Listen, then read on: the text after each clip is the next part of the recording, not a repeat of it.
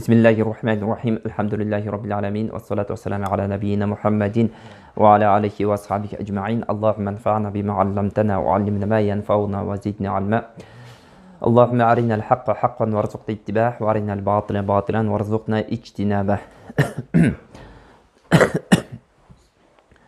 Бүткүл аламдардын Роббиси, бүткүл аламдардын жаратуучусу Аллах субханала таалама чексиз мактоолор, пайгамбарыбыз Мухаммед саллаллаху алейхи вассаламга жана анын үй бүлөсүнө Аллах тааламдын салават саламдарын айтып, сүйүктүү пайгамбарыбыз Мухаммед саллаллаху алейхи вассаламдын өмүр баянын алууну улантабыз. Демек өткөнкү сабагыбызда сиз менен биз пайгамбар саллаллаху алейхи вассалам жана мусулмандардын улуу жеңишке жеткендиги жөнүндө токтолуп өттүк. Караңыздар, пайгамбар саллаллаху алейхи вассалам жана мусулмандар менен биргеликте, пайгамбар саллаллаху алейхи вассалам мусулмандар менен биргеликте биринчи ирет согуш өткөздү. Жана ошол биринчи иретиндеги согушта эмне кылды? Ийгиликке жетти. Бул мусулмандар үчүн албетте сүйүнүчтүү кабар эле, кубанычтуу кабар эле. Ошол эле учурда ийгилик алардан баш тарткан же болбосо утулуп калган жамаат Мекке мушриктери ал кабарды кандай күтүп алды? Меккенин элинин көпчүлүгү согушка чыгып кеткен. Биз өткөндө сабагыбызда айтып өттүк, 1000 аскер эмне кылды деп? 1000 аскер ошол согушка даярданып келишкен. Ошол эле учурда алардын кээ бир аттуу баштуулары согушка чыкпай калган эле. Ошолордун бирөөсү Абу Лахаб. Караңыздар, Ибн Исхак ушундай деп жазат, Курайштын ошол Бадыр согушундагы жеңилишин кандай кабыл алгандыгын ушундай жазат. Курайштын жеңилүү кабарын эң алгачкы жолу Хусаймун дейт.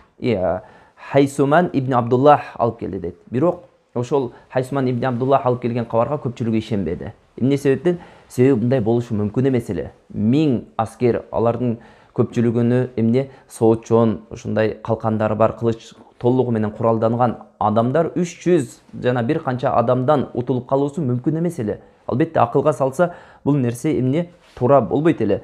Ошондуктан ошол учурда Сафван ибн Убайя Кабанын Хижр деген бөлүкчөсү бар, таккага окшогон бүтпөй калган жери бар. Ошол бөлүкчөсүндө олтурган учурда ошол Хайсуман ибн Абдуллах келип ошол кабарды бергенде, бул адамдын акыл эси ооп калыптыр дейт.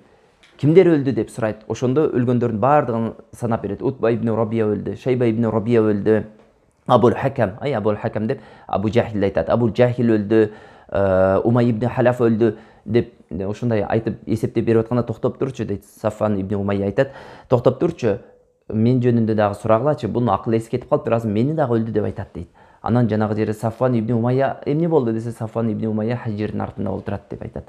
Жанагы жерде ошол кабар келгенде, албетте эмне буларга оор болуп турат. Себеби булар аннык утабыз деп чыгып кеткен эмне болгон? Эл болгон. Ошол эле учурда пайгамбар саллаллаху алейхи вассаламга жана мусулмандарга болгон жек көрүүсү ан сайын арта баштайт. Ошентип Абу Лахаб бул кабарды укканда күйүтүнө күйүт кошулуп, оорусуна оору кошулуп, азабына азап кошулуп, чуркап кимдин үйүнө келет? Аббастын үйүнө келет. Аббас ошол учурда пайгамбар саллаллаху алейхи вассаламдын азат кылган кулу Абу Рафияды өзүнүн үйүнө кызматчы кылып иштетет эле. Абу Рафия жана Аббастын аялы Уммул Фадл, Любаба деген аял болот. Ошол экөө олтурган учурда ошол Абу Рафия мындай деп айтат. Биз үйдө олтурган учурда ошол эмне Абу Лахаб кирип келип калды. Ушундай өкүнгөн абалда кирип келип калды дейт. Өкүнүп кирип келип калып, ошол жерде жанагы жеңилген кабар ал адамга күйүтүнө ушунчалык күйүт кошуп, жанагы жерде эмне өзүнү коерго жер таппай олтурган учурда Абу Суфян келип калды дейт. Абу Суфян экөө маектешип, жанагы жерде маяк кура баштады дейт. Кантип жеңилип калдыңар? Силер 1000дей аскер болсоңор, биз деген көпчүлүк элек го. Ошол эле учурда курал жааттан дагы көпчүлүктү түзөт эле. Кантип жеңилип калды? Мындай болушу мүмкүн эмес дегенде, Абу Суфян толугу менен жанагы жерде эмне деп айтып берди? Бул согуш жөн эле согуш болгон жок. Бул согуш ушундай согуш болду. Байкалбаган жактан бирөөлөр ушундай келип эмне кошулуп, ушул биз тарапты өлтүрүп жатты деп ошондой кылып эмне айтып берип сыпаттап турган учурда жанагы Абу Рафия пайгамбар саллаллаху алейхи вассалам азат кылган кул, ал исламды кабыл алган эле. Бирок жашыруун кабыл алган эле. Анын исламды кабыл алганын эч ким билбейт эле. Ошол эле учурда Аббас жана Аббастын аялы Уммул Фадл үчөө исламды кабыл алган эле. Жанагы жерде ушунчалык сүйүнүп кеттим дейт. Сүйүнүчүм койдума батпай, жанагы жерде ошентип сыпаттап, Абу Суфян сыпаттап берген учурда мен кыйкырып жибердим дейт. Алар периштелер болчу деп. Анан жанагы жерде Абу Лахаб ушундай ачуусу келип, жанагы күйүтүнө күйүт кошулуп, урарга адам таппай турган учурда жанагы эмне Абу Рафини кармап туруп ушундай катты уруп жиберет. Абу Рафи дагы жөн олтурбай жанагы мусулмандардын ушундай утканы ал адамга эмне кирет, дем берип жанагы жерде Абу Лахабка, ушундай күчтүү адамга эмне кол кайтарат. Анан Абу Лахаб сен мага кол болгон адам, сен мага кол кайтарасың деп жанагы жерде каттуу уруп салат. Анан Уммул Фадл жанагы жерде ачуусу келет дагы, сен Аббас жок учурда Аббастын кызматчысын каалагандай уруп алайынбы деп анан эмне Аббасты жагынан нары тартып жиберет. Ошен Абу Лахабты, анан Абу Лахаб ошентип чыгып кетет. Караңыздар, Абу Лахаб ошол бойдон тарыхчылар ушундай деп айтат, Абу Лахаб ошол бойдон сыртка чыккан жок дейт. Ошол эң акыркы жолу сыртка чыкканы болду. Ошол бойдон ооруп, оорусуна оору кошулуп, күйүтүнө күйүт кошулуп, ошол бойдон жатып, кыйналып олтуруп өлдү дейт. Бадыр согушунда Аллах субханаху ва таала мусулмандардын колу менен ошол Меккедеги эң чоң душмандарды өлтүргөн болсо, Аллах субханаху ва таала калгандарын эмне Меккенин өзүн өлтүрдү. Ошондой бир ооруну жөнөттү, жугуштуу оору. Жанагы жугуштуу оору ушунчалык эмне кылды, жанагы Абу Лахабтын денесин чиритип жиберди. Жанагы ушунчалык кыйналып акыры өлдү. Өлгөндөн кийин денеси чирип, ирип, сасып кеткендиктен эч ким жакын жолой алган жок. Эч ким жакын жолой албай, жада калса өзүнүн балдары да жакын жолой албай, жанагы жерде өлүгү 3 күн калып кетти. Акыры элдин сөзүнүн уялгандан балдары эмне кылды, жанагыны эптеп кабырга алып барды дагы, ошол жерде казып туруп, анан ыргытты дагы, анан итти көмгөндөй кылып үстүнө таштарды ыргытып көмүп салды. Субханаллах, караңыздар, бир туугандар, бул жерден бир пайда алсак болот. Аллах субханаху ва тааламдын динине каршылык кылган адам канчалык өмүр бербесин, Аллах субханаху ва таалам канчалык жашабасын, бул күн бүтө турган учур келет. Бул күн бүтө турган учур келет. Аллах субханаху ва таалам андай адамдардын кордугуну бул дүйнөдө көрсөтүп коет. Бул өлүм, кордук өлүм эле. Караңыз, бир учурда пайгамбар саллаллаху алейхи вассаламга кандай зыян бердиле. Пайгамбар саллаллаху алейхи вассаламдын алсыздыгынан пайдаланып, мусулмандардын алсыздыгынан пайдаланып, колунан ошол учурда бийлик алардын колунда болгон учурда эмне мусулмандарды каалагандай калчап, каалагандай өлтүрүп, каалагандай кыйнаган адамдардын баары жок болду. Аллах субханаху ва таалам коркуп өлтүрдү. Демек, бир туугандар, мусулман динине каршы күрөшкөн адамдар билүү керек. Бул күндүн бүтө турган, мусулмандардын дини менен күрөшө турган күндүн бүтө турган учуру келет. Ар бирге ажал келет. Ошол ажалда Аллах субханаху ва таалам ал адамдардын кордугун бул дүйнөдө көрсөтүп коет. Караңыздар, мен деген Абул Хакам, мен деген Шайба ибн Рабия, Утба ибн Рабия баатыр адамдар кор болуп өлдү го. Кор болуп өлдү, жана кор болуп көмүлдү. Баатырларча көмүлгөн жок, бир туугандар. Баатырларга жаппай турган көмүлүү менен көмүлдү. Кантип 24 адамды өткөндө айтып өттүк, бир ушундай таштанды болгон кудук алып барып туруп, эмне салды дагы үстүнөн топуракты таштап койду. Бир туугандар, бул кордук эмеспи? Бул дүйнөдөгү кордук. Эми акыреттеги кордугун айтпай эле коелу. Ошентип Абу Лахабтын өлүмү эмне ушундай кордук менен бүттү. Аллах субханаху ва таалам бир учурда, караңыздар, кече эле пайгамбар саллаллаху алейхи вассаламга зыян берип турган адамдардын баардыгын жок кылды. Бирок албетте алардын эмнеси бар эле, алардын тарбиялап койгон өздөрүнүн шакирттери бар эле. Пайгамбар саллаллаху алейхи вассаламга жана ислам динине душмандык кылган, алар тирүү эле. Алар пайгамбар саллаллаху алейхи вассаламга болгон күйүтү, пайгамбар саллаллаху алейхи вассаламга болгон жек көрүүсү ан сайын эмне аша баштады. Ошентип эмне болду? Жанагы жерде Абу Суфьян бийликти колго алды дагы, ошол жерде адамдардын аза күтүүсүн эмне кылып салды? Тыюу салып салды. Ыйлап, кошуп аза күтүүсүн тыйып салды. Эмне себептен дегенде, мусулмандар биздин ошол Бадырда өлгөндөрүбүзгө ыйлап жаткандыгыбызды билип, алар кубаныч кошулбасын, сүйүнүчүнө сүйүнүч кошулбасын, биздин аза чегип жатканыбызды билбесин деп, жанагы жерде ыйды эмне тыйып салды. Арабтарда ушундай адаттар бар эле. Караңыздар, жахилият доорундагы адаттар бул жанагы өлгөндөргө кошуп ырдоо. Тилекке каршы бул нерсе эмне биздин заманда дагы эмне динден алыстап кеткен адамдарда жок эмес. Биздин заманда дагы ошондой өлгөн адамга эмне кошуп кошкондо дагы Аллахтын тагдырына нааразы болуп ырдагандар жок эмес, бир туугандар. Булар ошол кимдин тарыхына барып такалат? Арабтардын караңгылык доорундагы эмне адаттарга барып такалат. Ошол учурда Асвад ибн Мутталиб деген бир киши болгон. Асвад ибн Мутталибдин эмне 3 баласы ошол жерде эмне Бадыр согушунда мусулмандардын колунан өлгөн. Жанагы жерде ушунчалык ыйлагысы келип, атасы койнундагы ушундай бар ызасыны чыгарып алгысы келип, кошок айтайын десе, кошок айтууну тыйып салган. Эмне кыларын билбей, анан түндө бир күнү олтурса, бир аялдын, кемпирдин кыйкырып жатканын угат. Анан жанагы бул ушул болсо болду, баласына өлгөнүнө кыйкырды. азыр билейинчи, эгер ушул өлгөн баласына кыйкырып жаткан болсом, мен дагы кошулуп кыйкырып өзүмдүн жүрөгүмдөгү бугумду чыгарып алайын дейт. Анан жанагы жерде өзүнүн кызматчысын жөнөтөт, барып ошол кемпирден сурап келчи, эмне себептен кыйкырып атат экен. Жанагы кызматчысы барат да, анан кемпирден сурап, анан келип туруп ошол эмне Асват ибн Мутталибке айтат, ал кемпир бир уюну жоготуп коюптур, ошон үчүн кыйкырып ыйлап атат экен дейт. Жанагы жерде ушунчалык неме кылат, адамдар уй жоготуп ыйлаганга уруксат берсе, биз балабызды жоготуп ыйлаганга уруксат бербеди деп, ушул сыяктуу жакшынакай кылып, эмне шер кылып, ичиндеги күйүтүн эмне ачка чыгарып, ашкере кылып ырдайт. Ошол жерде эмне ыр саптарын токуйт.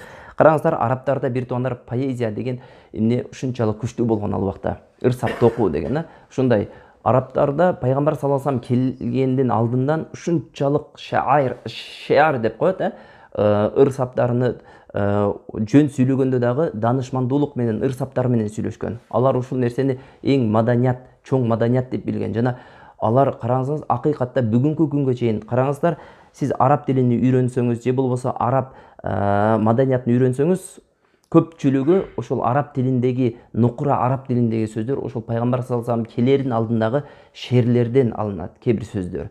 Албетте Куран жана сүннөт эң негиз болуп берген, араб тилиндеги эң негиз болуп берген сөздөр Куран жана сүннөт. Ошол эле учурда кээ бир сөздөр ошол жанагы араб доорундагы поэзия эң пикке жеткен доор болот. Ошол учур, ошол жахилият доору. Ошол учурда эмне кылат?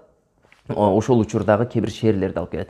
Кээ бир алымдар ушундай деп айтат, ал убакта ушунчалык жанагы ушул поэзия катуу өнүккөндүктөн дейт, пайгамбар саллаллаху алейхи вассалам ошол эмне жааттан аларга Кур'анды мужиза кылып көрсөттү дейт. Пайгамбар саллаллаху алейхи вассалам алып келген Кур'ан аларды ошол жааттан сындырды.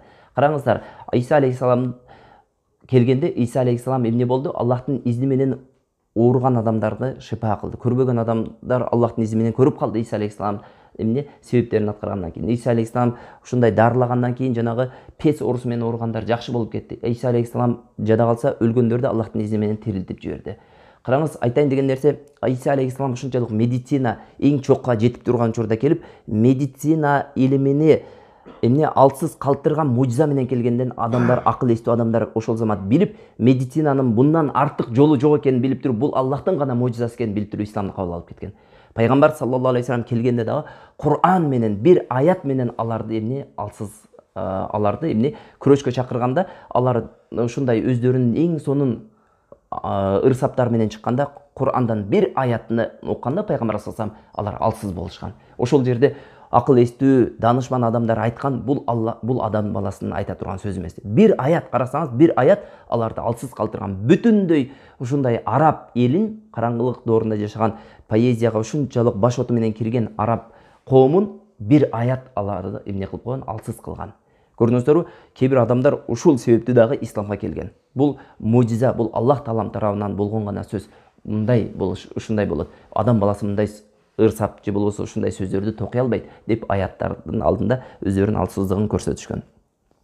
Ал эми Мединага токтоло турган болсок, Мединага жеңиш кабары кандай келди десе, пайгамбар саллаллаху алейхи вассалам ошол жанагы Бадырда уткандан кийин Бадырда 3 күн калып кетет. Арабтардын адатында согушта уткандан кийин согушта ошол жерде 3 күн туруп, ошол жерде өздөрүнүн үстөмдүүлүгүн көрсөтүп, ошол жерде эмне бүт дүйнө ошол араб жарым аралына өздөрүнүн кабарын таратып, анан кийин эмне артка сапар кылыш керек болгон. Пайгамбар саллаллаху алейхи вассалам да ошол адатка каршы чыкпастан ошол жерде 3 күн калып кетет. Бирок ошол калып кеткен учурда Мединеге эртерээк кабар баруусу үчүн Абдуллах ибн Раваха менен Зейд ибн Харисти эмне кылып, ошондой жакшы кабар менен сүйүнчү кылып жөнөтөт. Зейд ибн Хариске өзүнүн төсүн берет.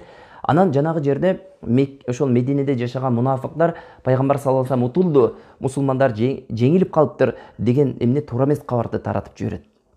Жанагы жерде пайгамбар саллаллаху алейхи вассаламдын төсүн минип келеткан Зейд ибн Харисти көрүп, жанагы эмне кээ бир мусулмандар да алардын сөзүнө ишенип кетет. Мунафыктар, мына көрдүңөрбү, пайгамбар утулду, ошол себептүү Зейд анын эмнесин минип келе атат, төсүн минип келе атат. Эгерде тирүү болгондо өзүнүн төсүн өзү минип келмек деген эмне туура эмес маалыматты таратат. Бирок жанагы Абдуллах ибн Раваха жана Зейд ибн Харис келгенден кийин мусулмандар алардын ошол кабарларынын чынтөгүн билип, анан кийин мусулмандардын ушундай жеңишке жеткенин билип, ушунчалык катуу сүйүнүшөт. Аябай катуу сүйүнөт. Акыйкатта бул сүйүнө турган кабар эле. Мусулмандардын биринчи согушу жана биринчи жеңиши. Пайгамбар саллаллаху алейхи вассалам пайгамбар болуп келгенден бери эмне мындай согуш өткөзө элек эле. Мекке доорун элестетиңиздер. Мусулмандар алсыз болуп жашашкан, туурабы? Эми пайгамбар саллаллаху алейхи вассалам Мединеге көчүп келгенден биринчи жылы дагы мусулмандар мынчалык чоң ийгилик жарата алган жок. Мусулмандар ушул экинчи жылы Рамазандын 17-нчи күнү болгон Бадыр согушунда эмне капырлардын үстүнөн үстөмдүк келди дагы. Бул кабар тез арада Араб жарым аралына желиндей тарады дагы. Мусулмандардын эмне авторитетин көтөрдү. Ушул эмне согуш мусулмандардын даңазалады жана ошол эле учурда алар менен башка адамдар эсептешиш керек экен деген эмне сезимдерди башка адамдарга киргизе баштады. Эмне себептен караңыздар, мусулмандар бир коомчулук, мусулмандар өзүнчө бир мамлекети бар, мусулмандардын өзүнүн бир жетекчиси бар, мусулмандардын өзүнүн аскери бар. Демек булар менен эсептеш керек экен. Булар жөнөкөй эле Мекке элинин астында кор болуп жүргөн эл эмес экен деген түшүнүк адамдарга эми келе баштады. Көрдүңүздөрбү? Мекке элинин дагы бир өзгөчөлүгү, булар утканда жөнөкөй элди уткан жок, Мекке элин утту. Мекке эли бир туугандар эжелтеден эмне ошол ажылык Ибрахим алейхисаламдан баштап ажылык кылып, ажылык жөрөлгөлөрдүн бардыгы Меккеде өткөндүктөн Меккеде жашаган элдин өзү эмне өздөрүнү ак сөөктөр деп билген.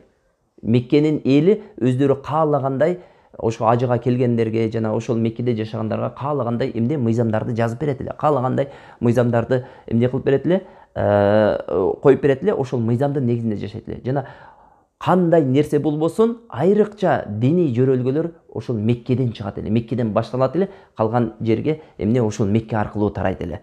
Караңыздар, Меккенин элин улук деп билген, Мекке себеби эмне Каабаны сактап турган эл деп билет, Каабаны коргоп турган эл деп билет. Эми ошол элдин утуусу аларга чоң авторитет тартуулайт. Ошол эле учурда алардын утулуусу, мусулмандардын колунан утулуп калуусу бул башка араб урууларыны ойлондурду. Ал эмне себептен ойлонду? Мусулмандар мурда алсыз бир жөнөкөй эч бир көзгө илинбеген коомчулук катары көрсө, мына ушул согуштан кийин булар мусулмандар демек акыйкат дининде окшойт. Ошол себептен алар эмне утуп атат деген эмне сезимге келе баштады. Түшүнүктүбү? Демек Бадыр согушу бир канча тарапта мусулмандарга эмне ийгилик тартуулады. Ошентип жанагы жерде пайгамбар саллаллаху алейхи вассаламдын эмне ушундай жеңиш кабарын кабыл алганда Мединеликтер мусулмандар, момундар ушунчалык сүйүнүч менен эмне күтүп алды. Ал эми мунафыктар жана жөөттөр алар ич күйүтү ичинде жашынган абалда, сыртынан сүйүнгөндөй көрүнсө дагы ич күйүтү ичинде эле алардын. Ошол учурда пайгамбар саллаллаху алейхи вассаламдын кызы Усман ибн Аффан радиаллаху анху жубайы болгон Рукайя өлгөн эле. Усама ибн Зейд айтат, Усама ибн Зейд Зейд ибн Харистин баласы. Ошол Бадырдын сүйүнүчтүү кабары келгенде биз Усмандын аялы пайгамбар саллаллаху алейхи вассаламдын кызы Рукаяны көмүп атат элек дейт. Көрдүңүздөрбү? Пайгамбар саллаллаху алейхи вассаламдын ошол Рукая деген кызы эмне Усман радиаллаху анхуга берген. Усман радиаллаху анху ошол согушта чыкпай калган. Кызы ооруп тургандыктан ошол Бадыр согушуна чыкпай калган. Андан кийин пайгамбар саллаллаху алейхи вассалам келгенге чейин эмне бул дүйнөдөн кайтыш болуп кеткен. Андан кийин Усман ибн Аффан радиаллаху анхуга пайгамбар саллаллаху алейхи экинчи кызы Умму Кулсумду эмне аял кылып берет. Умму Кулсум дагы пайгамбар саллаллаху алейхи вассалам тирүү убагында эле бул дүйнөдөн кайтып кетет. Ал эми ислам аскерлеринин Медина жолунда кандай нерселер болду? Мединеге жол тартканда, Мединеге кайтып келе жатканда кандай окуялар болду? Ошол жөнүндө кыскача токтолобуз. Пайгамбар саллаллаху алейхи вассалам жанагы мусулмандарды алып Бадырдан кайтып келе жатканда мусулмандар өз ара олжону талашып кетишти. Ошол учурда мусулмандар 3 тайпага бөлүнөт. Бир тайпа, караңыздар, пайгамбар саллаллаху алейхи вассаламды коруп, пайгамбар саллаллаху алейхи вассаламдын астынан жылбаган тайпа болду. Экинчи тайпа жанагы капырлар, мушриктер качкан учурда олжолорун таштап качкан. Айтайын деген нерсе, бул курал-жарак, ошол сыяктуу балуу нерселерин таштап качат. Себеби эмне ошондой темирден болгон соотторду, калкандарды, кылычтарды көтөрүп чуркоо өзү кыйынчылык туудурат. Ошол себептен жанагыны жеңилирээк, тезирээк качып кетүү үчүн ошол курал-жарактарын таштаганда экинчи тайпа мусулмандар ошону топтоо менен алек болду. Үчүнчү тайпа мусулмандар ошол качып бараткандарды ан сайын кууп, наарыга чейин же болбосо ошол качып барып жеткендерини кармап туткунга алган тайпа болду. Ошол жерде 3 тайпа эмне олжону талашып кетет. Биринчи тайпа айтат, биз эгерде кууп, аларды кетирип жибербегенде силер бул олжону албай калат десиңер дейт. Экинчи тайпа айтат, биз олжолорду чогултпаганда ошол жерде калып кетет. Үчүнчү тайпа айтат, биз дагы пайгамбар саллаллаху алейхи вассаламды коруп турдук, пайгамбар саллаллаху алейхи вассаламды корубаганда биз дагы силерге кошулмакпыз дейт. Ошондо пайгамбар саллаллаху алейхи вассалам эмне Аллах Таалам тарабынан ушул аят түшөт. Ясалунaka аннин анфал аяты түшөт. Ошо олжону бөлүштүрүү жөнүндөгү аят түшөт. Ошондо Аллах субханаху ва таала айтат: "Кулил анфалу лиллахи ва расули". Айткан анфал бул олжо Аллахтыкы жана анын элчисиники. Фаттакуллаха, Аллахка таквалык кылыңыз. Аллахка таквалык кылыңыздар. Васлиху зата байникум, өзүңүздүн араңыздардагы абалды оңдоңуздар. Ва атиуллаха ва расулаху ин кунтум муъминин, эгер момун болсоңор Аллахка жана анын расулуна баш ийгиле деген аят түшкөндө анан мусулмандар эмне өзүнө келип жанагы жерде олжону талашпай калды. Ошондо пайгамбар саллаллаху алейхи вассалам ошол олжонун баардыгын, түшкөн олжонун баардыгын Абдуллах ибн Кааб деген сахабасына тапшырды. Ошонун жоопкерчилигинде болду. Анан пайгамбар саллаллаху алейхи вассалам жолдо келе айтып, Назия деген жерге жеткенде пайгамбар саллаллаху алейхи вассалам ошолорду эмне олжолордун баардыгын 5тен 1-ин өзүнө алып калды дагы, өзүнө деген мусулмандардын казынасына алып калды дагы, калганын баардыгын эмне ошол жерде согушкан аскерлерге бөлүп берди. Анан пайгамбар саллаллаху алейхи вассалам ошол жерде жолдо келе атып, Назия деген жерге токтоп, ошол жерде Назир ибн Харисти өлтүрүүгө буйрук берди. Ошол буйрукту Али ибн Аби Талиб радыйаллаху анху ишке ашырып, анын башын алып салды. Назир ибн Харис бул кандай адам эле деген суроо пайда болот. Назир ибн Харис мусулмандарга шунчалык чоң душмандык кылган. Бул бир эле Бадыр согушунда кылыч көтөрүп келген эмес. Бул пайгамбар саллаллаху алейхи вассалам мусулмандар менен Мекке доорунда жүргөн учурда мусулмандарга каттуу зыян жеткизген адам эле. Көрдүңүздөрбү? Ошол себептен пайгамбар саллаллаху алейхи вассалам аны өлтүрүүгө буйрук берди. Себеби туткун алгандан кийин туткунда аскер башчы өзү чечет. Кааласа аны фидияга эмне кылат? Фидиясын алат дагы, аны ошол мындай жетканда сатат, кааласа коюп жиберет жөн эле, кааласа аны өлтүрөт. Бул аскер башчынын эмнесинин астында, өзүнүн чечиминин астында болот.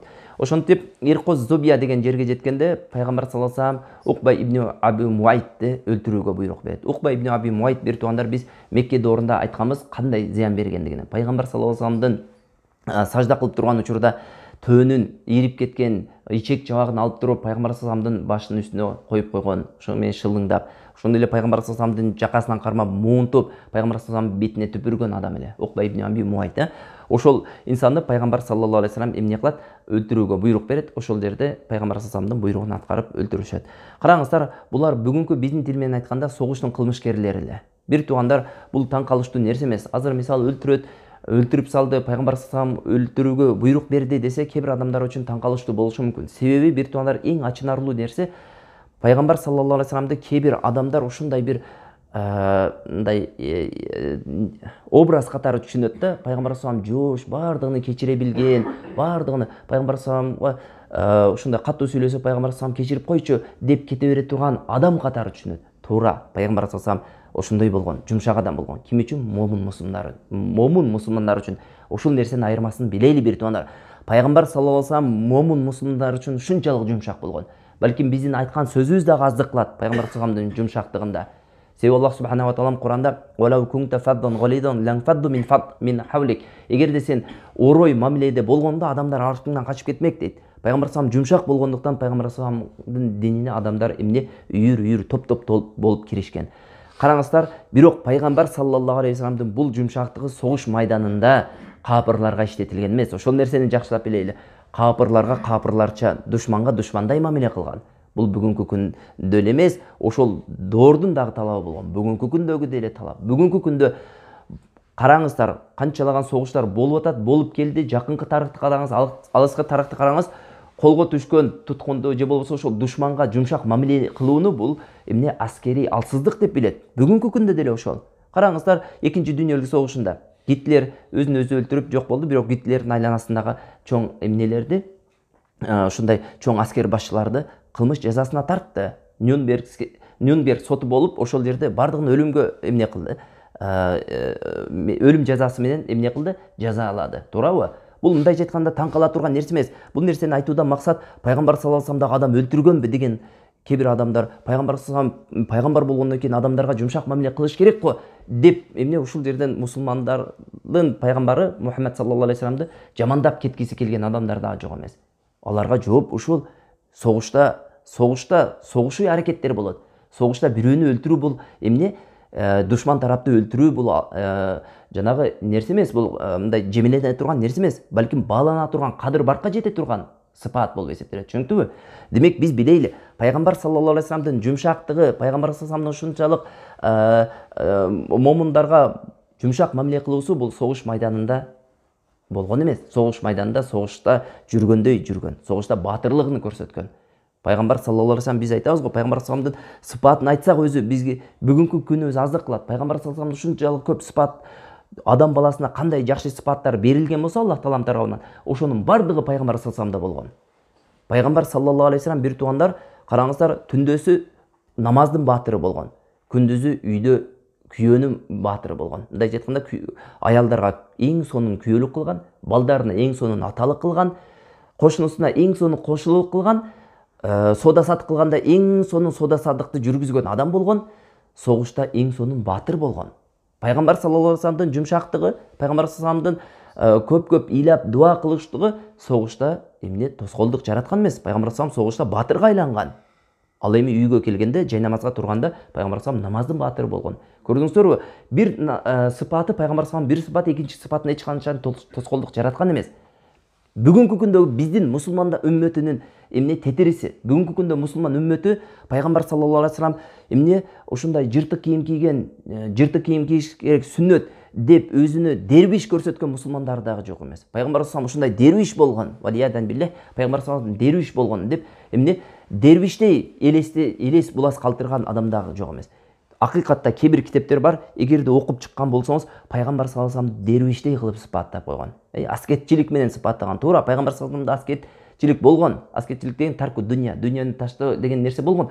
Бирок пайгамбар саллаллаху алейхи вассалам бул негизги сыпаты болгон эмес, бир туугандар. Ошол нерсени жакшылап билели. Пайгамбар саллаллаху алейхи вассалам эң сонун кийимдери болгон. Туура, пайгамбар саллаллаху алейхи вассалам анча-мынча жамак кийим кийиши мүмкүн. Бирок жума намазында, айт намазында пайгамбар саллаллаху алейхи вассалам эң сонун кийимдерин кийген, эң сонун атырларды иштеткен. Пайгамбар саллаллаху алейхи вассалам кымбат атырларды иштеткен.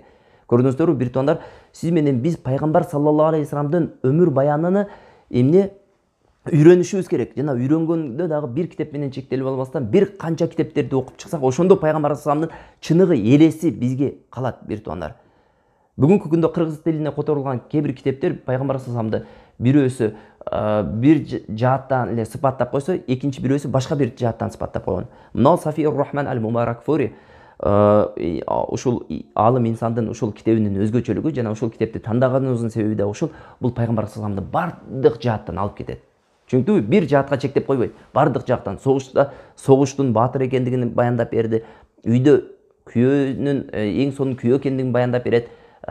Кошуна болгондо эң сонун кошуна болгондугун баяндап берет.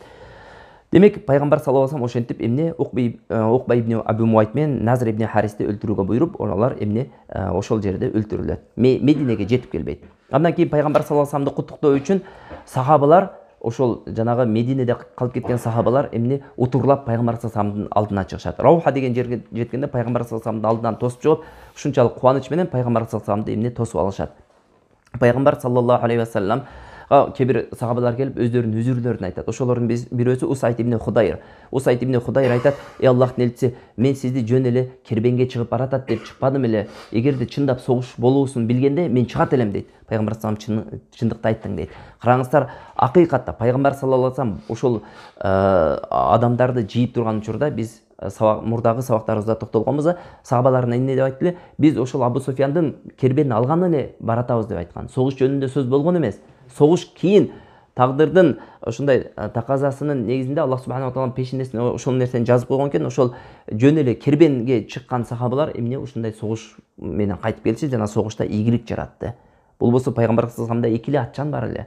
70 төө бар эле, 310, кээ бир риваяттарда 13 деп айтылат, кээ бир риваяттарда 17 деп айтылат. Кандай болбосун 310дон кичине ашыгыраак болгон сахабалар бар эле. Алардын көпчүлүгү эмне жөө сахабалар эле. Көпчүлүгүндө курал жок эле, бир туугандар. Элестетиңиз, ошол нерсе менен эмне капырларды, мушриктерди утуп келди. Ошондон кийин Мадинадагы жана анын жака белиндеги душмандар мусулмандардан эмне айбагып калышты. Мусулмандардан уже эмне секиндейин чочулай баштады. Демек мусулмандар булар жөнөкөй адамдар эмес экен деп. Себеби караңыздар, мусулмандарды шылдыңдап, мусулмандарды жемелеп, мусулмандарды каалагандай азаптап, каалагандай өлтүрүп жүргөн учурда мусулмандарды эч ким адам катары эсептебейт эле. Мекке мушриктери ошол Араб жарым аралындагы бүт араб урларына мусулмандарды ушундай эмне көрсөткөн аракет кылган. Бирок Аллах субханала тағала насип кылып эмне болду? Мусулмандар Аллах Тааламдын изни менен күчкө ээ болду. Мусулмандар өзүнчө бир мамлекет курду. Мусулмандар ушундай аскери ийгиликтерди жарата алат экендигин ушул Бадыр согушунда тастыктагандан кийин айрыкча мусулмандардын айланасындагы ошол Медине шаарынын айланасындагы бедуиндер дейт. Ошол бедуиндер дагы эмне кичине жүрөгүнө коркуу сезими кире баштайт. Андан кийин бир окуя болот. Ал окуя кандай десе, Пайгамбар саллаллаху алейхи вассалам Мединеге келгенден кийин жана туткундар бар. 70 адам туткун болгон, туурабы? 70 адам туткун болгондон кийин эми эмне кылабыз деген эмне аскерий кеңеш өткөзөт. Аскерий кеңеш дегенде караңыздар, Пайгамбар саллаллаху алейхи вассалам аттуу баштуу сахабаларын чакырып, ошолордун пикирин сурайт. Эмне деп ойлойсуздар? Эмне кылсак болот деп. Пайгамбар саллаллаху алейхи вассалам ошол учурда падыша эле, ислам өлкөсүнүн падышасы эле. Пайгамбар саллаллаху алейхи вассалам кааласа өзү чечим чыгарып койсо болот эле. Бирок Пайгамбар саллаллаху алейхи вассалам кээ бир нерселерди өзү чечим чыгарат эле. Кээ бир нерселер Аллах Тааламдан болгон буйрук болсо, аны эмне кылат эле? Эч кимден кеңеш сурабай эле аткарат эле. Эгерде Аллах Таалам тарабынан буйрук болбосо, Пайгамбар саллаллаху алейхи вассалам эмне ортого салат эле. Ошол жерде Пайгамбар саллаллаху алейхи вассалам ошол жерде Абу Бакр, Умар, ошол сыяктуу чоң сахабалардан пикирин сурады. Абу Бакрдан пикир сураганда Абу Бакр айтты: Аллахтын элчиси деди. Алар биздин алар деди, биздин туугандарыбыз деди. Алар ошол согушка келген акыйкатта мухажирлердин туугандары, бирөөсүнүн атасы, бирөөсүнүн акеси, бирөөсүнүн абасы, бирөөсүнүн такасы, бирөөсүнүн жээни. Мындай жатканда бардык ошол келген согуштагы бардыгы эмне мухажирлерге кандайдыр бир тараптан тууган болуп кетет, туурабы?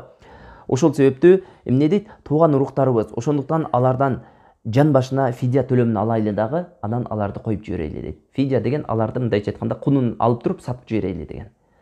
Умар радиаллаху анхудан сурайт. Умар радиаллаху анхудан сураганда, о Аллахтын элчиси дейт. Уруксат берсеңиз мен айтайын дейт да. Анан сөзүн баштап, Аллахтын элчиси, мен Абу Бакрдын пикирине такыр кошулбаймын дейт. Карасаңыз, Умар радиаллаху анху дагы эмне мындай кардуу көргөндө айбаттуу адам болгон. Ошондой эле Умар радиаллаху анхудан кээде өтө сонун ушундай чечкиндүү пикирлер чыккан. Ошол жерде ушундай деп айтат: андан көрө дейт, менин тууганымды менин колума, Алинин тууганын Алинин колуна, Абу Бакрдын тууганын Абу Бакрдын колуна бериң, бардыгыбыз башына өзүбүз алайлы дейт. Бардыгыбыз өлтүрөйлү дейт. Эмне себептен Пайгамбар Абу Умар радиаллаху анхунун келтирген жүйөсү булар жердин үстүндө эмне куфур таратуу үчүн, мусулмандар жок кылуу үчүн чыккан. Булар өлүмгө гана татыктуу дейт. Акыйкатта эки жактын тең жүйөсү бар. Абу Бакр дагы келтирген жүйөсү дагы жөндүү, ошол эле учурда Умардыкы дагы жөндүү. Бирок эмне акыйкат эки жакта болбойт, бир жакта болот. Анын кимиси акыйкат экенин Аллах субханала таала кийинчерээк эмне аят түшүрүп баяндап берет. Күндөрдүн биринде Умар радиаллаху анху айтат: мен үйгө кирип келсем дейт, Абу Бакр мен Пайгамбар саллаллаху алейхи вассалам ыйлап туруптур дейт. Анан ошондо айттым дейт: Аллахтын элчиси, Абу Бакр, сиздерге эмне болду? Эмне сиздерди ыйлатып жатат? Айтыңыздарчы, эгер ыйлай турган нерсе болсо мен дагы ыйлайын. Ыйлай албасам, жок дегенде ыйламыш болуп силерге өзүмдү көрсөтөйүн дегенде, жанагы жерде Пайгамбар саллаллаху алейхи вассалам ушундай деп айтат: Аллах субханала таала дейт, мушриктерден фидия алганы үчүн, сахабаларга берилүүчү азап үчүн, мусулмандарга бериле турган азап үчүн ыйлап жатам дейт. Ал дегени Аллах субханала таала ушундай аят түшүрөт. Ал аятта ошол Пайгамбар саллаллаху алейхи вассаламдын чечимине жемелегендей болуп, ошол эле учурда Умар радиаллаху анхунун пикири туура экендигини эмне ишарат кылып Аллах таалам аят түшүрөт. Көрдүңүздөрбү? Демек Аллах субханала таала ал аятты мындай деп айтат: Пайгамбарга асир алыштык, туткун алыштык жайыз болбойт дейт. Хатта юthkhina fil ardi, жердин үстүндө толугу менен жеңишке жетмейинче дейт. Түшүнүктүбү? Жеңишке толугу менен жетмейинче неме кылбаш керек эле, туткун албаш керек эле дейт Аллах субханала таала. Туридуна арда дуния валлаху юридул ахира. Силер бул дүйнөнүн арзубаган нерсесин каалайсыздарбы? Аллах таалам силерге акыретти каалайт го дейт. Валлаху азизун хаким. Аллах таалам азиз жана хаким, данышман зат дейт. Лаула китабун миналлахи сабака ламассакум фима ахаттум азабун азим. Эгер Аллах тааламдын тагдырында жазылган нерсе болбогондо, анда силерди каттуу азап алмак дейт. Каттуу азап силерге жетип келмек дейт. Көрдүңүздөрбү? Бул дегени силердин бул ошол мушриктерди фидияга берип, алардын дүйнөсүнө кызыкканыңыздар үчүн ушундай каттуу азап болмок. Бирок Аллах тааламдын тагдырында эмне силердин кечиримиңер жазылган эле деп Аллах субханала таала ушинтип аят түшүрөт. Ошентип Абу Бакрдын сунушу менен Пайгамбар саллаллаху алейхи вассалам бул чечимди кабыл алып койгон эле. 1000 дирхамдан 4000 дирхамга чейин өзүнүн арасындагы даражаларына карап туруп, анан кийин эмне сата баштайт. Ошентип Акчасы барлар акчасына келип, акчасын алып келип, жанагы өздөрүнүн тууган уруктарына кунун төлөп алып кетет. Акчасы жокторго пайгамбар саллаллаху алейхи ушундай шарт коет. Мекке эли, мындайча айтканда, жазышты, окушту билген эл болот. Ошол себептен Медине эли ал нерседен кабардар болбогондуктан 10 баланы тарбиялап, окушту, жазышты үйрөтүп коюп, анан кетесиздер дейт. Кээ бирлери ошентип адам жаш балдарды окутуп, жазышты, окушту үйрөтүп, анан кийин эмне кунуна ошол нерсени берип, ошол адамдарды үйрөтүүнү берип, анан бошонуп кетет. Ошол эле учурда пайгамбар саллаллаху алейхи вассалам кээ бир адамдарды жөн эле коюп жиберет. Ошолордун катарында мисалы Мутталиб ибн Хантаб, Сайф ибн Аби Рабия, Абу Иза аль-Жумахилерди Аллах субханаху ва таала эмне кылат? Пайгамбар саллаллаху алейхи вассалам жөн эле эмне коюп жиберет. Бирок ошолордун кээ бирлери, мисалы Абу Изага окшогон адамдар кийин Ухуд согушуна да кайтып келет. Пайгамбар саллаллаху алейхи вассалам коюп жибергенде шарт коет, кийин кайтып мусулмандарга каршы согушпаган деп. Бирок Абу Иза кийинки сапардагы Ухуд согушуна мусулмандарга каршы келип, мусулмандардын колунан дагы бир ирет туткунга түшүп калганда пайгамбар саллаллаху алейхи вассалам экинчи ирет кечирим жок деп аны эмне өлтүрүүгө буйрат. Ошол эле учурда пайгамбар саллаллаху алейхи вассаламдын күйөө баласы Абул Ас, ал дагы ошо туткунга түшкөндөрдүн катарында эле. Ал дагы мушриктердин сабы менен, мушриктер менен биргеликте мусулмандарга каршы келген адамдардын катарында эле. Жанагы жерде ошол аялы Зейнеп, пайгамбар саллаллаху алейхи вассаламдын кызы, ошол күйөөсүн Абул Асты бошотуу үчүн эмне болгон мал мүлкүн жөнөтөт. Ошолордун арасында пайгамбар саллаллаху алейхи вассалам Хадижа энебиздин сөйкөсүн көрүп калат. Хадижа энебиз өзүнүн кызына өлөрдүн алдында Зейнепке берип кеткен сөйкөсүн көрүп, жанагы жерде пайгамбар саллаллаху алейхи вассалам окушуп ыйлап, дагы анан кийин ошол сахабаларына буйрук да кылбайт, сунуш кылат. Эгерде ушуну жөнүнө коюп жиберсеңиздер жакшы болот эле деп. Анан сахабалар пайгамбар саллаллаху алейхи вассаламдын ошол сунушун аткарып, жанагы Абул Асты жөнүнө коюп жиберет. Бирок шарт баргандан кийин Зейнепти бул жака жөнөтөсүн дейт. Себеби ал мушрик болгон да. Мушрик менен эмне Зейнеп мусулман болгон. Мусулмандын ортосунда нике жүрбөйт. Анан эмне пайгамбар саллаллаху алейхи вассалам ошол Зейнепти алдырып алат. Башка сахабалар аркылуу, Зейд ибн Харис аркылуу, ал жөнүндө өзүнчө кийинчерээк бир токтолобуз иншалла. Туткундардын арасында Сухайл ибн Амр деген дагы бар эле. Умар радhiyallahu anh айтат: "О Аллахтын элчиси" дейт. "Сухайлдын тиштерин суруп салыңыз" дейт. "Тилини жулуп салыңыз" дейт. Себеби Сухайл ушунчалык жанагы чечен, акын болгондуктан пайгамбар саллаллаху алейхи мусулмандардын немесине мусулмандарга каршы, пайгамбар саллаллаху алейхи каршы көптөгөн ырларды жазган эле. Бирок пайгамбар саллаллаху алейхи вассалам бул кишини эмне бул талап, Умар радhiyallahu anh бул талабын аткарган жок. Андан кийин туткундардын арасында Амр Суфяндын уулу Амр дагы бар эле.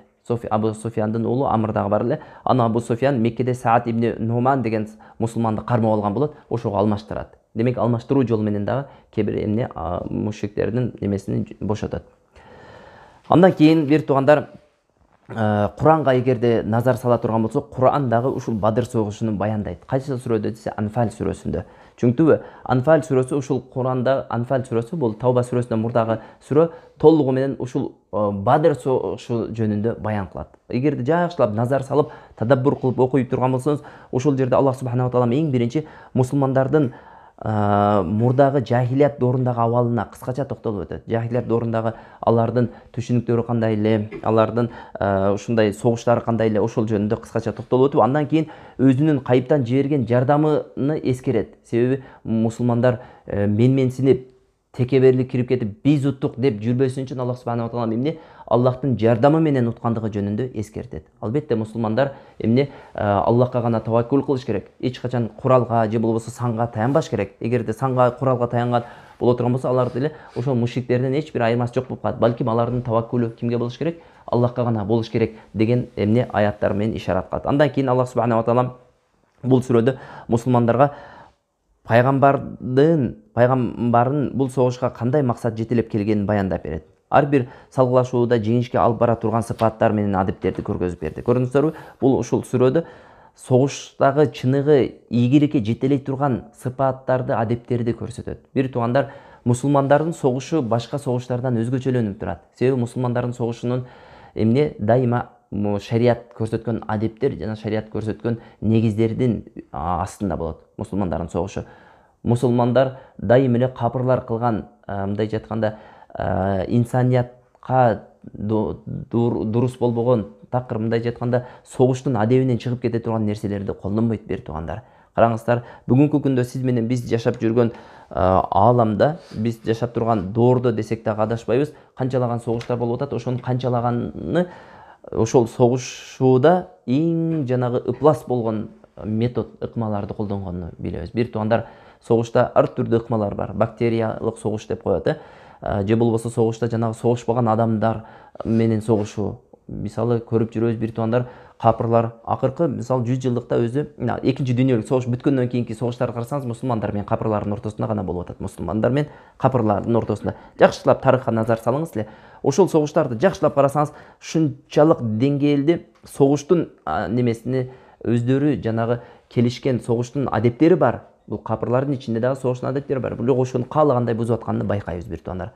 Мусулмандар эмес, жанагы согушуп жүргөн аскерлерди эмес, алардын эч кандай курал көтөрбөгөн баласыны, атасыны, небересин же болбосо кемпир чалдарды өлтүрүп жибергендин канчалаган эмне сиз менен биз ошол жакынкы тарыхтан билебиз. Мусулмандар андай эмес албетте. Андан кийин Аллах Таала мусулмандарга даваттын ушул баскычындагы согуш жана тынчтыктын эрежелерин баяндап берди. Караңыздар, мусулмандар дүйнө элине ислам деген курулай көз караштарды гана жыйнак эмес, балким өз элин өзү чакырып жаткан баалуулуктардын негизинде тарбияй ала турган коом экендигин иш жүзүндө көрсөтүш керек эле. Жана пайгамбар саллаллаху алейхи вассаламдын доорунда мусулмандар ушул нерсени иш жүзүндө көрсөтүп берди. Караңыздар, өзү айтып коюп, айткан нерсесин тетерисин кылган капырлар, мушриктер, бүгүнкү күндөгү мусулмандар десек деле болот. Көрүп жүрөбүз. Бирок пайгамбар саллаллаху алейхи вассалам жана ошол доордун мусулмандары андай болгон эмес. Пайгамбар саллаллаху алейхи вассалам эгерде кайсы бир өлкө менен тынчтык келишимине келишкен болсо, ислам үммөтү биринчи болуп бузган эмес эч качан. Эч качан бузган эмес. Могул тарыхты окуп өткөндөн кийин дагы бир нерсеге ынанабыз. Мусулмандар бирөө менен бир келишимди түзсө, ал келишимди бузбаган экендигини анык көрөбүз. Азыр ылдыйракта ошол жөнүндө дагы сөз кылабыз. Биринчи өздөрү бузушат. Дайыма Худайбия келишимине өз келечекте мушриктер менен келишкен. Жөөттөр менен болгон келишим, тынчтык келишимин бузулуусу жөнүндө сөз кылабыз. Алардын бардыгында биринчи ким бузган? Ошолор тарап, капырлар, мушриктер тарап бузган. Пайгамбар саллаллаху алейхи вассалам жана мусулмандар тарап эч качан биринчи бузган эмес. Андан кийин хижранын экинчи жылы кээ бир окуялар болду. Хижранын экинчи жылы, бир туугандар, жакшылап эстеп калыңыздар. Рамазандын орозосу парз болду. Субханаллах. Рамазандын орозосу хижранын экинчи жылына чейин парз болгон эмеспи деген суроо пайда болот, туурабы? Жок, бир туугандар, хижранын экинчи жылына чейин Рамазандын орозосу парз эмес эле. Түшүнүктүбү? Андан кийин ошол хижранын экинчи жылы ошол күнгө дал келип калат. Пайгамбар саллаллаху алейхи вассалам ошол Бадыр согушун утуп келгенден кийин эле дагы бир чоң, бир кубанычтуу бир окуя болот. Ал кайсы десе, мусулмандарга айт намазы шариаттан болот. Айт намазы ошол Шаввал айы кирип келген күнү, биринчи күнү айт намазынын окулушу болот. Мусулмандарга ошо шариаттан болот дагы. Ошол нерседе мусулмандар биригип намаз окуп, Аллах Таалама такбирлерди айтып, ушунчалык кубаныч менен өткөзөт. Демек, экинчи жылы ушул окуялар болгон. Андан кийин Бадыр жана Ухуд согушунун аралыгында болгон кээ бир аскерий аракеттер. Караңыздар, пайгамбар саллаллаху алейхи вассалам Бадыр согушунан кийин жанагы мусулмандардын айланасындагы бедуиндер, ошол эле учурда жөөттөр, мусулмандар менен аралашып жашаган мунафыктар өздөрүнүн кээ бирлери душмандыгын ачык айкын көрсөтө баштайт. Негизи эле караңыздар, мусулмандар утуп келгенден кийин жанагы мурда ачык мушрик динин даңазалап жүргөн Абдуллах ибн Убай ибн Салул жана ошонун тарапкерлери өздөрүнүн исламды кабыл алганлыгын жарыялайт Бадыр согушунан кийин. Демек, алар мусулман болушат. Бирок мусулмандыгы сыртынан, ал эми жүрөгүнө мунафык эле алар. Мунафык бойдон калып кетет. Түшүнүктүбү? Эми караңыздар, пайгамбар саллаллаху алейхи вассаламдын айланасында душмандар, кайсы душмандар бар эле? Жөөттөр бар эле.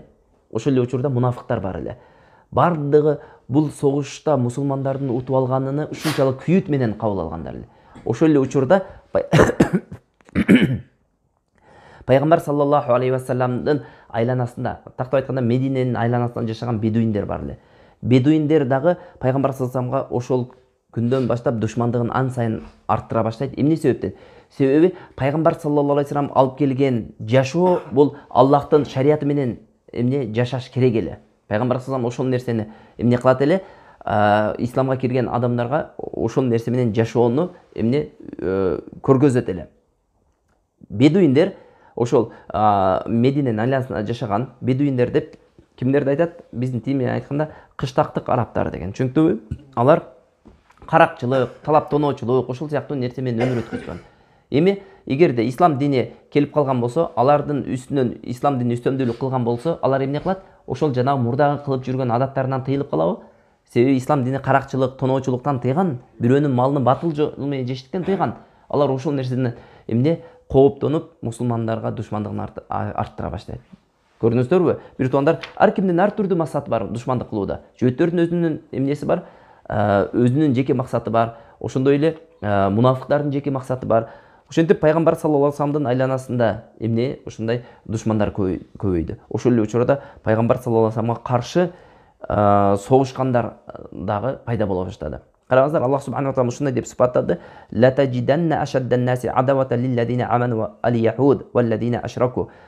Мусулмандарга, Аллахка ыйман келтиргендерге жөөттөрдөн жана мушриктерден дагы өткөн душмандарды таппайсың дейт. Караңыз бир туугандар, бүгүнкү күнгө чейин ушул аят сиз менен бизге негиз болуш керек. Душмандардын дагы даражалары болот бир туугандар. Бардыгы эле ислам динин тутунбагандар душман болуп эсептелбейт. Алардын ичинде мисалы мындай ислам дининен башка динди тутунса дагы, бирок мусулмандарды душман тутпаган кауым дагы бар. Демек, ошол мусулмандарга душмандыгы эң күчтүү болгон кауым булар жөөттөр. Андан кийин ошолор менен биргеликте мушриктер дагы алар менен эмне алардан ашса ашат, бирок калышпайт. Андан кийин Кудур жеринде Бану Сулейм казат болот. Бану Сулейм казат эмне себеп Бану Сулейм деп аталып калган десе, Бану Сулейм жана Бану Гатафан урлары Мухаммад саллаллаху алейхи вассаламга каршы өзүнүн эмне аскерини курап жортуулга даярданып жаткан болот. Бул жөнүндө пайгамбар саллаллаху алейхи вассаламга кабар келгенде, пайгамбар саллаллаху алейхи вассалам 200 эмне аскер чогултат дагы ошолорго алар келерде мурда аларга барып эмне ошол алоолонгону даярданып жаткан отту барып өчүрүп коет.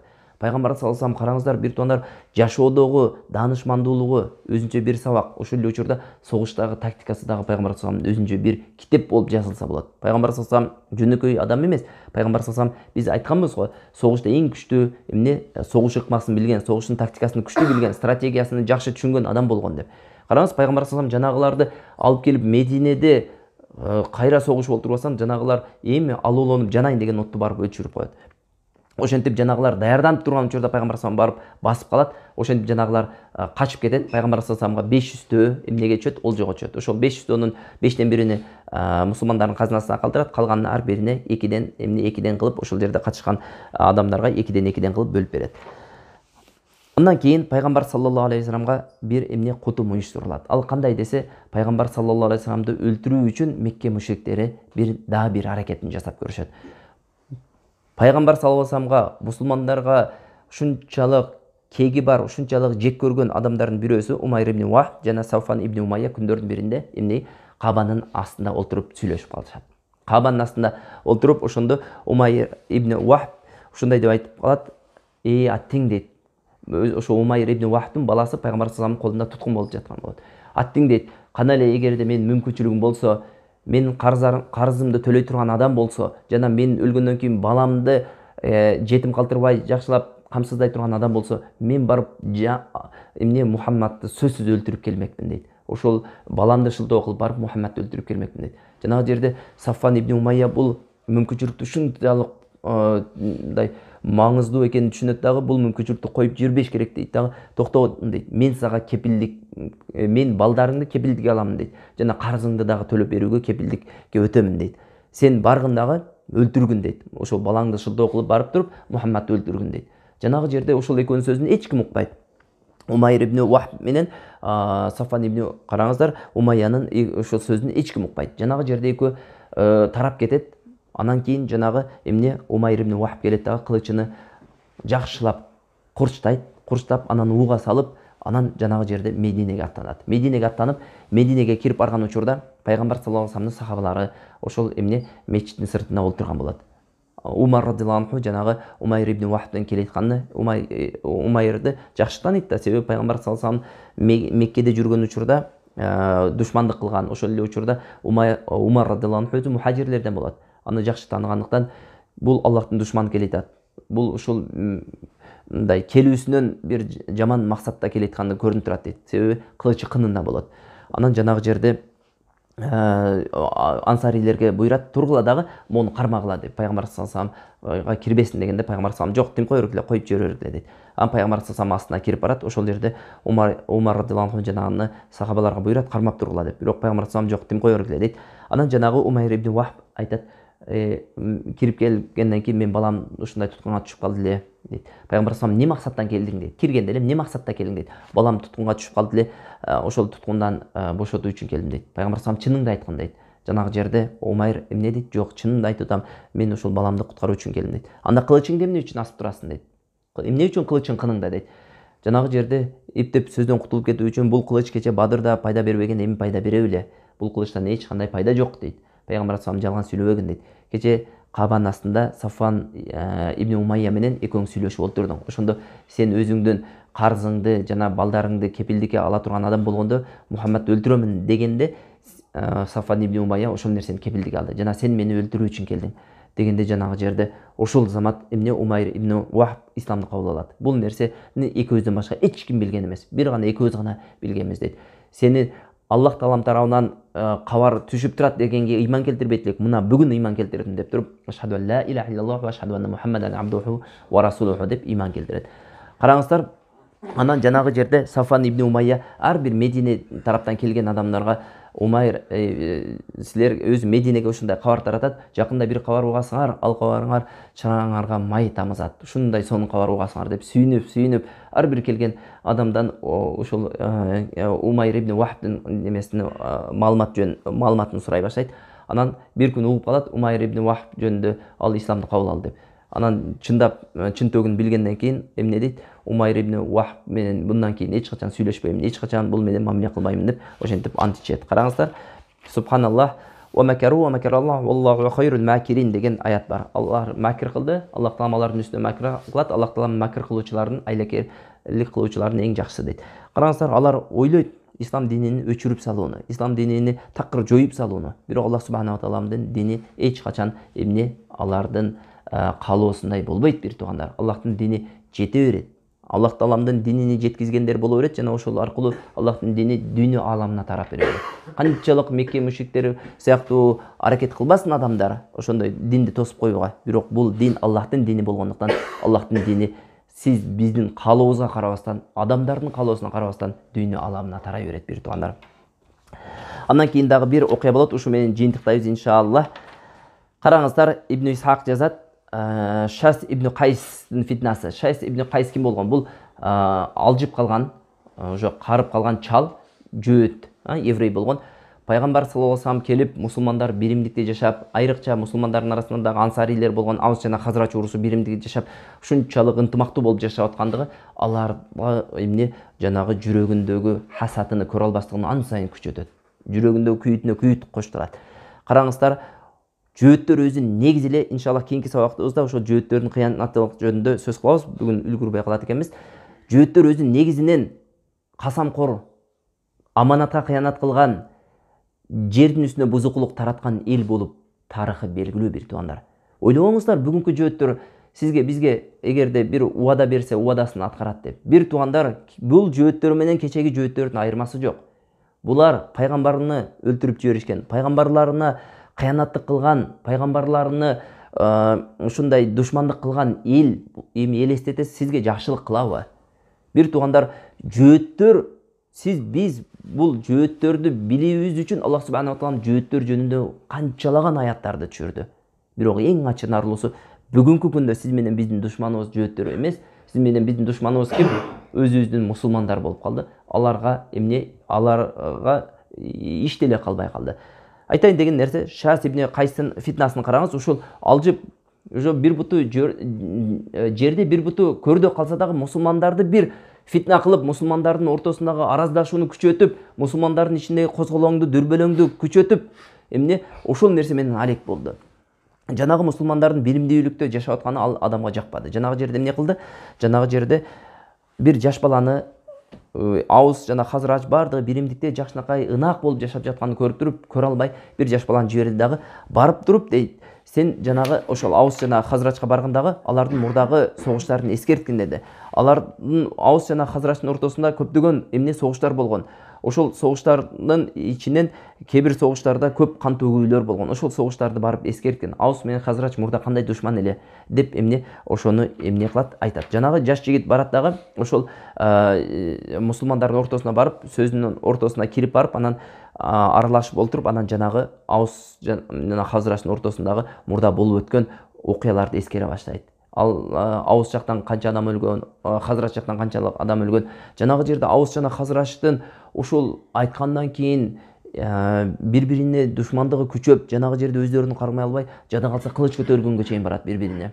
Кылыч көтөрүп, ушундай болуп тирешип калганда ошол кабар пайгамбар саллаллаху алейхи вассаламга жетет. Пайгамбар саллаллаху алейхи вассалам мухажир сахабаларды эрişтип келет дагы, эмне жанагы жерде ортосуна туруп, силер дейт, Аллах Таалам хидаят бергенден кийин, хидаяттап туура динге алып чыккан, туура жолго алып чыккандан кийин дагы караңгылык, жахилият дооруна кайтууну каалап турасыздарбы?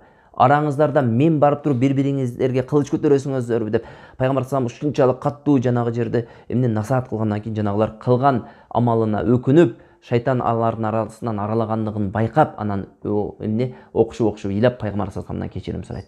Көрдүңүздөрбү бир туугандар, бул жерден алына турган пайда бүгүнкү күнгө чейин еврейлер мусулмандардын ортосундагы ушундай араздашууну эңсеп каалап келет жана ошол нерсеси үчүн бүт мүмкүнчүлүгүн жумшайт. Караңыздар, арабтарга барып, арабтарга Осман империясынын кулашынын эң чоң себептери ушул болгон. Арабтарга барып айтат, силер арабсыңарбы дейт, араббыз дейт. Силер эмне үчүн түрктөргө баш ийип атасыздар дейт. Эмне үчүн түрктөргө баш ийип атасыздар? Мухаммад силерден чыкса, Кур'ан силердин тилиңерден түшсө, эмне үчүн бийлик түрктөрдүн колунда дейт. Түрктөргө барат, силер түрксүңөрбү? Түркпүз. Түрк болсоңор, эмне үчүн Куранды арабча окуп атасыңар? Эмне үчүн азандар арабча айтылып атат? Эмне үчүн араб бардык нерсе арабча? Арабча кылбайсыңарбы деп. Ошентип жанагы каумия сезим, бул каумия сезими бир туугандар шариятыбызда тыйылган сезим. Сен алсың, сен булсың деп улутчулдук сезим. Жанагы жерде келип туруп, анан эмне кылган? Экөөнү араздаштырып, анан кийин ошентип жанагы халифат кулашына себеп болгон. Бир туугандар, булар ойлобоңуздар, бүгүн жөн жатат деп. Ислам үммөтү бүгүнкү күндө бөлүнүп чачылды. Караңыздар, бүгүнкү күндө мусулман болгон мамлекеттер өзү 50ден ашык. Араб өлкөлөрү эле өзү 20дан ашык мамлекет. Араб өлкөлөрү, башкаларын айтпай эле коелу. Жалпы кыргыз, өзбек, ошол бардык мусулмандар кошкондо 50ден ашык. 55ке жакын мамлекет бар. Мусулман бардыгы бөлүндү, жарылды. Эми ошонун ичинде дагы булар жөн койбостон, ошонун ичинде дагы эмне жанагы от жагуу үчүн мусулмандардын тынчтыгын, ынтымактуулугун каалабай бүгүнкү күнгө чейин ар түрдүү ыкмалар менен эмне кылат? Колунан келишинче мусулмандардын ынтымактуулугун кетирүү үчүн ар түрдүү өздөрүнүн эмне салымын кошуп турат. Бүгүнкү күндө бир туугандар, ММК бар, массалык маалымат каражаттары. Массалык маалымат каражаттарынын көпчүлүгү жана эң күчтүүлөрү ошолордун колунун астында. Ошолор эмне кылат? Ошол өздөрүнүн массалык маалымат каражаттары аркылуу каалагандай мусулмандарды шыбап, каалагандай жамандап, каалагандай кайраштырып, өчөштүрүп мусулмандарга эмне кылып коет? Салып коюп атат. Ошондуктан бир туугандар, сиз менен биз Аллах субханаху ва таалам туура жолго багыттагандан кийин, туура жолго алып чыккандан кийин шайтандын азгырына кабылып, кайра улутчулдук сезим же болбосо башка сезим ошолор менен эмне жахилият дооруна кайтып кетпешибиз керек. Мына ушул үлгү болуш керек. Пайгамбар саллаллаху алейхи вассаламдын сабагы сиз менен бизге жашообузга эмне болуш керек? Сабак болуш керек. Караңыздар, Пайгамбар саллаллаху алейхи вассалам жанагы ансарилерди кандай жемеледи? Силер караңгылык дооруна кайтып жатасыздарбы деди. Исламга Аллах таалам багыттагандан кийин караңгылык дооруна кайтып жатасыздарбы деди. Демек, бир туугандар, мусулман үммөтү биримдикте жашаса, ынтымакта жашаса, ошондой ийгилик жараткан. Качан гана мусулмандар ынтымактуулуктан кетти, биримдиги чачылды, ошондо мусулмандардан күч кубат кетти. Бул ошол дин душмандарын каалаган, эңсеген арзуусу бир туугандар. Сиз менен биз ошол нерсеге алдырбастан ынтымактуулугубузду күчөтүп, мусулман сен ал жамаатсың, сен бул жамаатсың дебестен мүмкүнчүлүк болушунча Куран жана сүннөттүн негизинде биригип, биримдүү болуп жашаганга аракет кылышыбыз керек. Жана Аллах субханаху ва тааламдан тауфик сурайбыз. Аллах субханаху ва таалам ынтымактуулугубузду бекемдесин. Аллах субханаху ва таалам мусулман үммөтүнө ыззаттуулукту кайтарсын. Аллах субханаху ва таалам пайгамбар саллаллаху алейхи ва салламдын сүннөтүндө жашашка бардыгыбызга тауфик берсин. Aqulu qawli hadha astaghfirullah li wa lakum. Subhanakallahumma wa bihamdik wa nashhadu an la ilaha illa anta wa nastaghfiruka wa natubu ilayk.